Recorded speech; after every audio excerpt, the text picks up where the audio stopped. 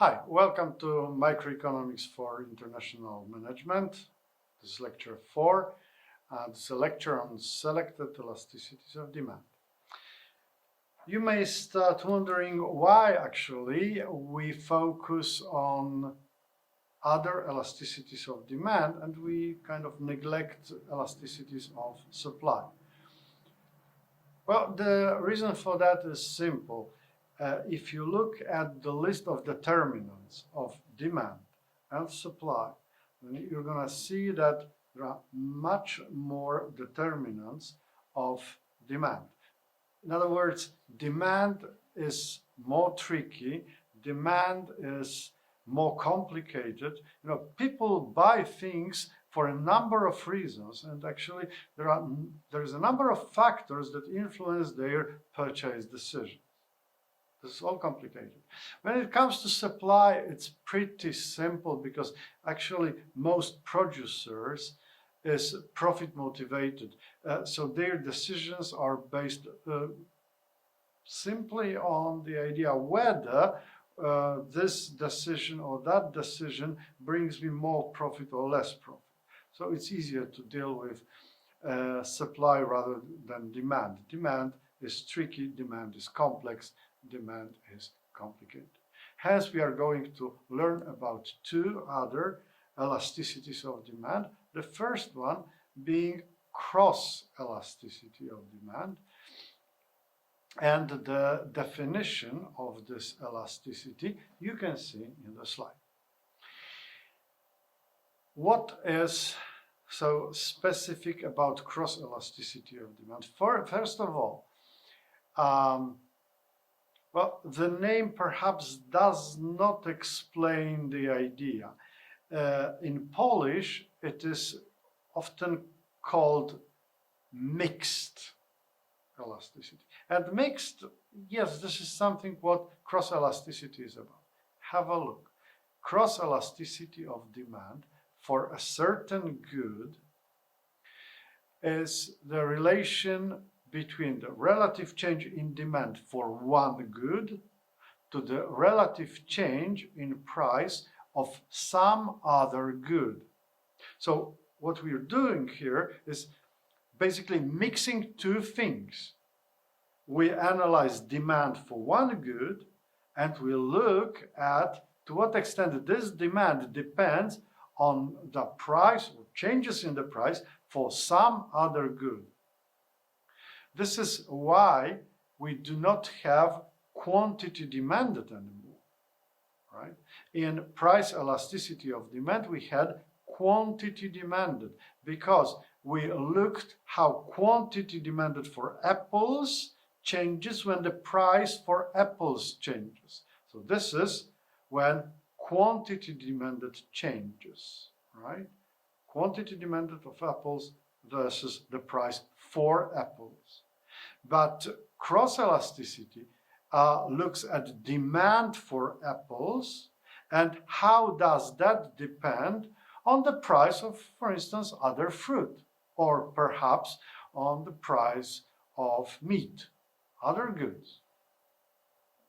So this is what cross-elasticity is about. But other from that, cross-elasticity of demand concept is pretty similar to previous elasticity. So you can see this definition is pretty analogical. The major difference, demand instead of quantity demanded, is clearly highlighted here, right? When it comes to mathematics, it's even more similar, okay? Obviously, there is a different symbol for that. It is EDC for cross-elasticity of demand. And some indexes are different, like you've got QDX and PY, denoting that when it comes to demand, we talk about X. When it comes to prices, we talk about Y, some different good. But again, like previously, you can calculate cross-elasticity of demand using discrete changes, this delta formula, or using derivatives using the second formula. What is the meaning of cross-elasticity of demand? It shows you the mutual character of analyzed goods. What does that mean? Well, simply it allows us to judge whether a pair of goods, remember cross-elasticity of demand is always about pair of goods, like X and Y. There is a pair here. And we talk about relation within this pair between X and Y. And this cross-elasticity of demand allows us to say whether they are substitute to each other. That means you can use one instead of other, or whether these are complementary goods, meaning that they gladly go together and you get more utility if they go together. You can remember substitutes and complements from our first lecture when we discussed demand. Then we mentioned that demand can be influenced by prices of related goods. And as related goods, we mentioned substitutes and complements there. So, how do we differentiate between substitutes and complements? If cross-elasticity of demand is of positive value, is greater than 0, then we say these are substitutes. If it's negative, then we say these are complementary goods. What if it's 0?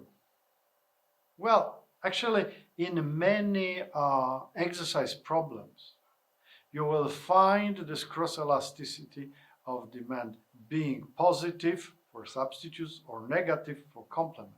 And that sometimes leads students to the belief that all goods must be either substitutes or complements. No, that's false. That's absolutely wrong. In most cases, if you analyze a random pair of goods, they would prove to be neutral goods. There is no relation between them, hence cross-elasticity of demand is 0. Consider a window and a table. If tables get more expensive, what possible influence could it have on demand for windows? There is no relation here, right? So windows and tables are not related, actually. Substitutes are characterized by positive cross-elasticity of demand, which means that if the price of one good goes up, demand for the other good grows. So that could be, for instance, for different types of fruit. Quite often people go to shop and they want to buy some fruit and they are not really decided this one or that one, just they want some fruit, right? And if apples become more and more expensive, then it is possible that some people would actually reduce the quantity of apples they buy, and they would start buying pears instead. So the increase in the price for apples increases demand for pears, because people switch from this type of fruit to that type of fruit. Complementary goods, they are characterized by a negative cross-elasticity of demand, and they are good when they go together. So these are goods like a car and fuel, or your computer and the internet access, right? You don't get a lot of benefits from the internet access if you don't have any device like a mobile or a computer, right? You can have some benefits from having a computer or mobile, but without the access to the internet, the benefits are pretty limited. So this is how we understand complementary. Remember, one single good can never be called a substitute or a complement. Complements or substitutes are words that are restricted to two goods because they are substitutes or complements towards each other.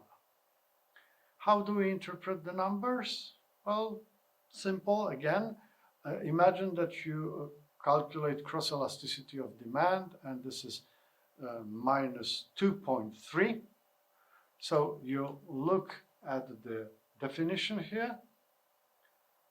That was minus 2.3, so you put minus 2.3 here and 1 here, or minus 2.3% here, 1% here, and you say if the price for Y good increases by 1%, then demand for X good would decrease by 2.3%. Decrease because the value was negative, right?